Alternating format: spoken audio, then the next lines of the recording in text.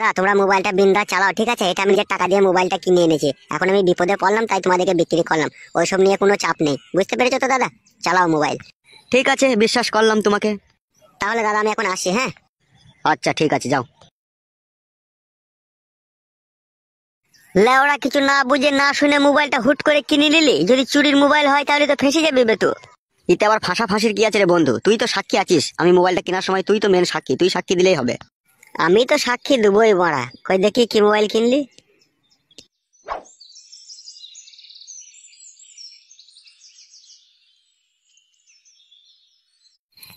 রাত্রি 8টা 9টা বাজতে গেল, কোন ঢেমনি সায়াতলায় ঢুকিয়েছে কি করে বলবো? কাদা কুকুর বেটা।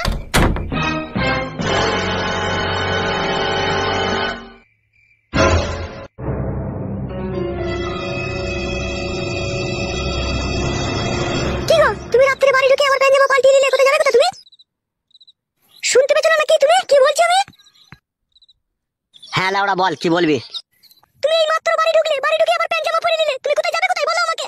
মাং মারানি সুদপুরে একটু গান হয়েছে, আমি গান শুনেই চলে আসবো রাত 12টা একটা সময়। সব জিনিসে বানাও তো কৈফত করিস কেন বাড়া? আর তো অবিশ্বাস করিস কেন তুই? তার নতুন জামা প্যান্ট পরে তুমি একটু গান শুনতে যাবে? লুঙ্গি পরে গান শুনতে গেলে লেওড়া অশান্তি আছে, স্টেজের ভিতরে কোনো মারামারি দাঙ্গা ফাতাল লেগে যাবে। যদি বুম চার্জ হয়ে যায় মানে আমাকে ছুটে পালিয়ে আসতে হবে না বাড়া, ওই জন্য সেফটি হয়ে গেলাম প্যান্ট জামা পরে।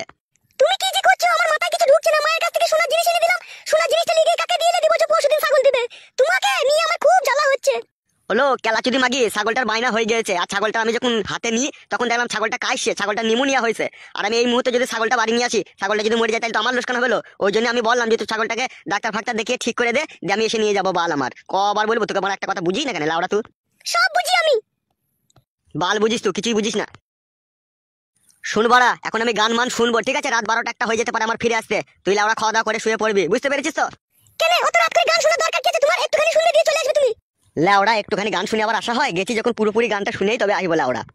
আর তোর অত চিন্তা কি লাউড়া? ঘরে ফ্যান চলছে, ওইদিকে জানলা দরজা লাগিয়ে দে না কাদা। ঘরের ভিতরে হাইড্রোলিক খাট আছে, পুঙ্গা উবুর করে শুয়ে পড় লাউড়া। আমি ঠিক চলে আসবো, আমার জন্য ভাবতে হবে না। তুমি যতক্ষণ না আসবে ততক্ষণ আমি জেগে থাকবো। তাড়াতাড়ি আসবে বলে দিলাম তোমাকে আমি। কি ভাবছো কি তুমি আবার গান শুনতে যাবে? বাল আমার জন্য জেগে থাকতে হবে না, তুই ঘুমিয়ে পড়। আমি যখন গান শুনে বাড়ি ফিরবো তখনই দরজা এসে খটাম খটাম করে বাড়ি মারবো, আর তখন তুই বুঝতে পেরে যাবে আমি এসেছি। তখনই লাউড়া দরজাটা খুলবি, ঠিক আছে? খুব বকালি মার, আর বকাই না, তুই থাক, আমি চললাম।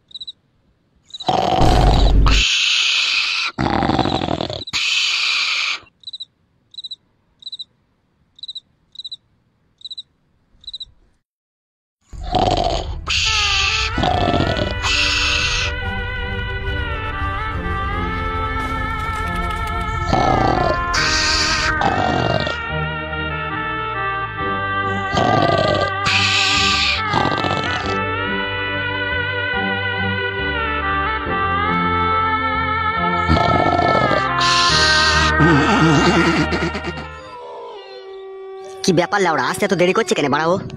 ওর স্বামী আবার ধরে ফেললো না তো বড়া? এসো জান, আমি তখন থেকেই তোমার জন্যই অপেক্ষা করছি, এসো।